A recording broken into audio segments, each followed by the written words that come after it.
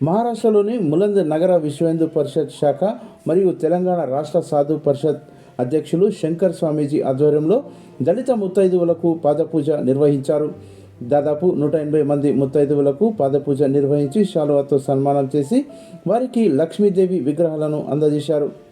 ఈ సందర్భంగా సాధు పరిషత్ అధ్యక్షులు శంకర్ స్వామీజీ మాట్లాడుతూ లక్ష గృహాలు లక్ష్మీ నిలయాలు కార్యక్రమంలో భాగంగా ముత్తైదువులకు పాదపూజలు నిర్వహించి సన్మానం చేసి తులసి మాలలు బహుకరించడం జరిగిందని తెలిపారు. సనాతన హైందవ ధర్మంలో మహిళలను పూజించుకోవడం మొదటి కర్తవ్యమని, వారిని గౌరవించుకున్నప్పుడే సామాజిక సమరసత ఏర్పడుతుందని ఆయన అన్నారు. ఇంకా ఈ కార్యక్రమంలో ములంద్ నగర శాఖ విశ్వ హిందూ పరిషత్ ప్రముఖులు నరేష్ పాటిల్, మారుతి, శ్రీ భారతానంద స్వామీజీ, నిలేష్ మునిజీ, అంజనీ సరఫ్, కస్తూర్బాతో పాటు బజరంగ్ దళ్ మరియు హిందూ వాహిని కార్యకర్తలు తదితరులు భారీగా పాల్గొన్నారు.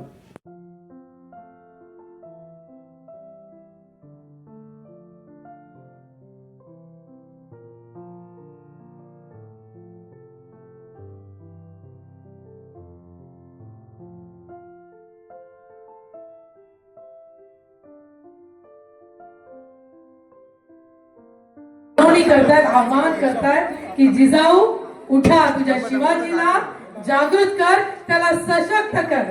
हिंदू समाजाला गरज आहे, त्यामुळे सगळ्या नारी शक्तीला एकत्र येण्याची गरज आहे.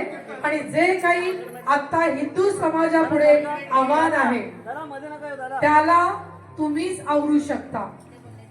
त्यामुळे तुमची शक्ती ही आता ही सगळ्यांना पाहिजे. आपली महिला शक्ती, आपली दुर्गा शक्ती ही सगळ्यांनी एकत्र यायचंय आणि त्याच्यासाठी तुम्ही आज सगळ्या जणी मोठ्या संख्येने इथे उपस्थित राहिलेले आहात. त्याच्याबद्दल तुमचे सगळ्यांचे मनापासून आभार, खूप खूप आभार. Jai Ram, Jai Ram.